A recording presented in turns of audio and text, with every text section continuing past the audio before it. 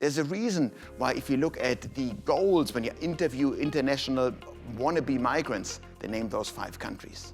Ultimately, this is a very safe and secure place to be, especially if you are a bit pessimistic about global geopolitical developments. In the 1960s, Jeffrey Blaney warned us about the tyranny of distance in Australia, where we are too far away from all those wonderful economic developments across the rest of the world.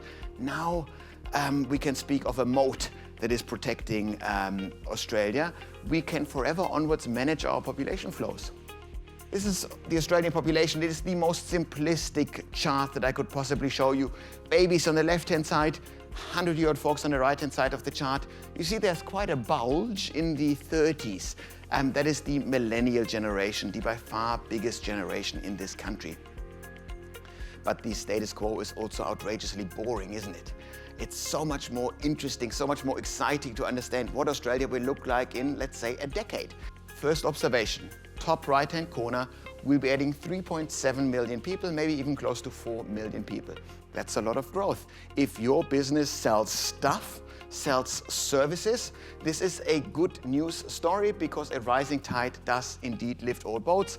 But we're still, wait a second, it's record low birth rates and we're still seeing more births than ever before. That's this demographic funny situation where we have the biggest generation ever, millennials, making babies at the lowest rate ever, so we still see the biggest number of births. In 12 years' time, when millennials are finished with baby making, then this number will drop significantly and the midwives of Australia might have a weekend off. Not in the next decade though. The basic functions and economic security that Australia offers isn't going anywhere. We run a simplistic business model. We do 4 things and 4 things alone, and they're all going to be rather successful in the coming decade. Mining, agriculture, tourism, international education.